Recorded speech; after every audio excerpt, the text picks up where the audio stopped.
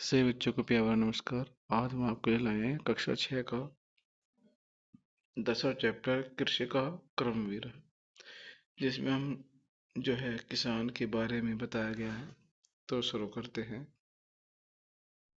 कृषि का क्रमवीर, जैसे आप देख पा रहे, सूर्य तपतो मेघा वावर्षन्तु विपुलं जलम कृषिको नित्यम शीतकाले वा अपि।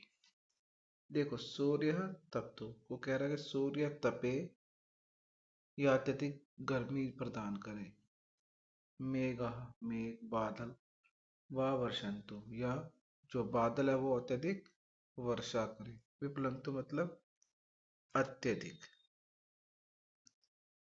ठीक है, अत्यधिक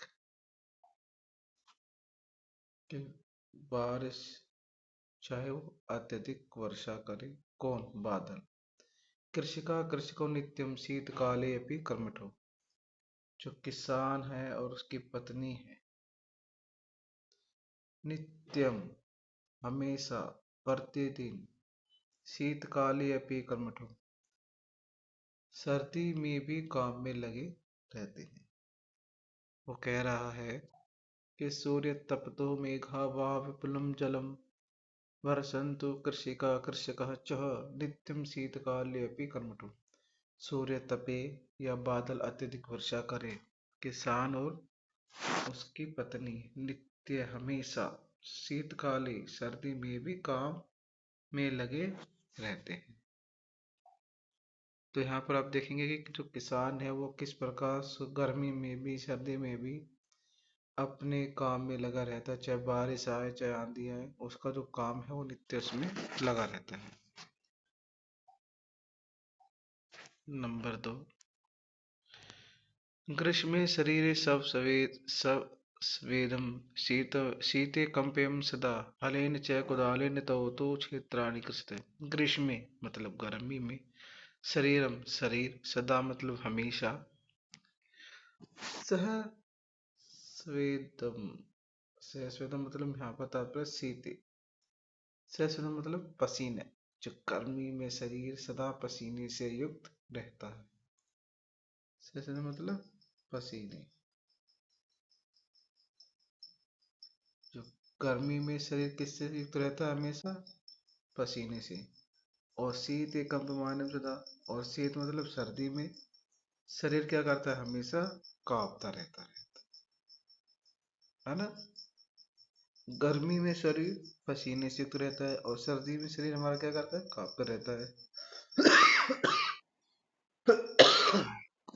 हलेन च कुदालेन तो क्षेत्राणि कृषित, परंतु दोनों क्या करते हैं? तो मतलब वे दोनों क्या करते हैं?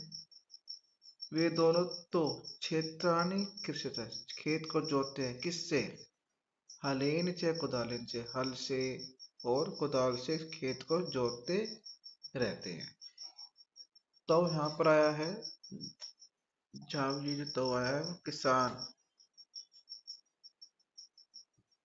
और उसकी पत्नी के लिए। ठीक है, किसान और उसकी पत्नी के लिए आया है कि गर्मी में शरीर सदा पसीने से युक्त रहता है और सर्दी में शरीर कांपता रहता है, परंतु दोनों हल और कुदाल से खेत को जोतते रहते हैं। तीसरा, पादयोनपदत्राणे शरीरे वसनानि नो निर्धनम जीवनम कष्टम सुखम दूरे ही तिष्ठति। पादयो मतलब हमारे पैर, पदत्राणे मतलब जूते, लिखा ना, पादयो मतलब पैर, पदत्राणे जूते, ना नहीं हो, चाहे पैर में जूते ना हो, शरीरे वस्त्राणि ना, चाहे शरीर पर वस्त्र हो ना हो, शरीर पर कपड़े हो या ना हो, निर्धनम जीवनम कष्टम सुखम दूरहि तिष्ठति, निर्धन और कष्ट में जीवन है, निर्धन और कष्ट में जीवन है, सुख तो उनका दूर ही रहता है, जो सुख है वो तो उनसे दूर रहता है। निर्धन है, जीवन कष्ट में है, और जो सुख है, बेचारा जो सुख है वो दूर ही तिष्ठति, वो किसान से सुख तो दूर ही रहता है। पैर में जूते नहीं है, शरीर पर कपड़े नहीं है, निर्धन कष्ट में जीवन है, सुख तो दूर ही रहता है।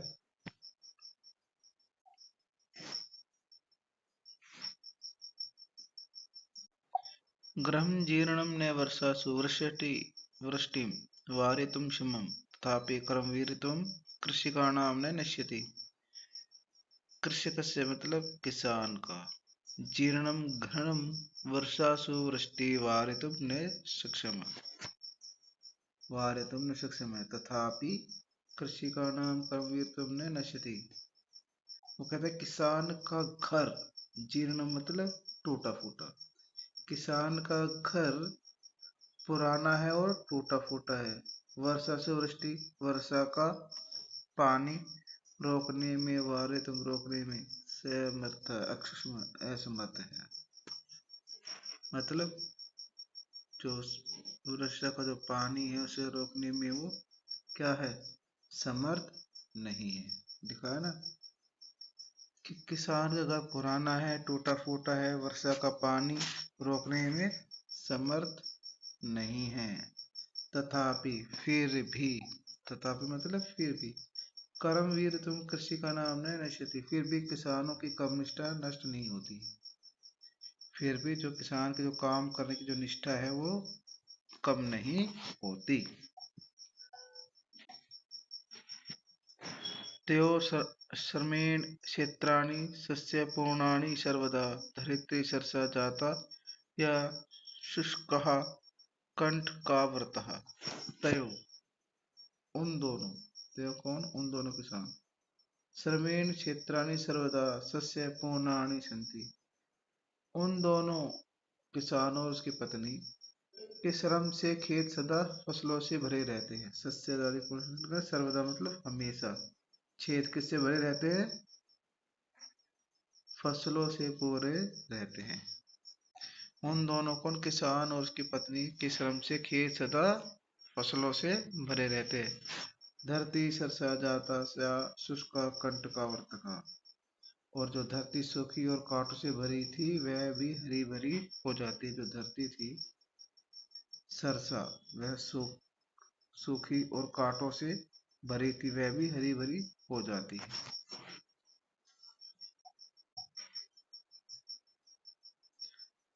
शाक शाकम् अन्नं फलं दुग्धं दत्त्वा सर्वेभ्य एव तौ सुधातशाकुलो नित्यं विचित्रो जनः पालको। तौ मतलब कौन, फिर वही बात कर रहा है। तौ मतलब वेदों, तौ मतलब वे सर्वेभ्य सभी को क्या देते हैं, सब्जी, अन्न, फल, दूध, दत्वा देते हैं, है ना, लिखा ने।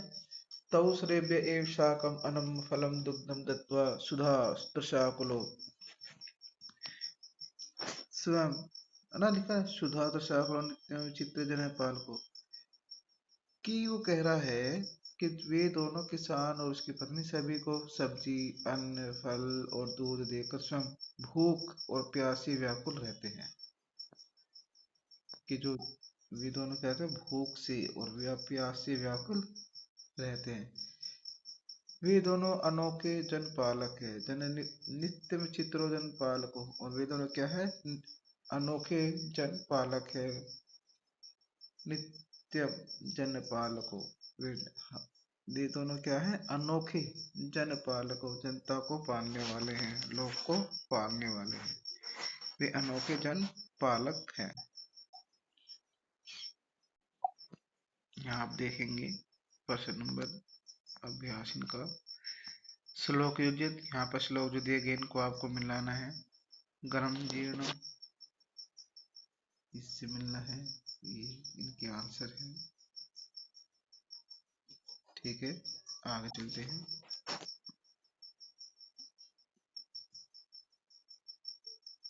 यहाँ पर आप देखेंगे हाँ ना के बारे में पूछा गया। आम मतलब हाँ, ना मतलब नहीं। आम ना, आम ना, आम। पर्यायवाची शब्दों को बार वसनानि वस्त्राणि सूर्य रवि तस्या पिपाशा कुल अधिकतम जीवनम जलजा धरती पृथ्वी।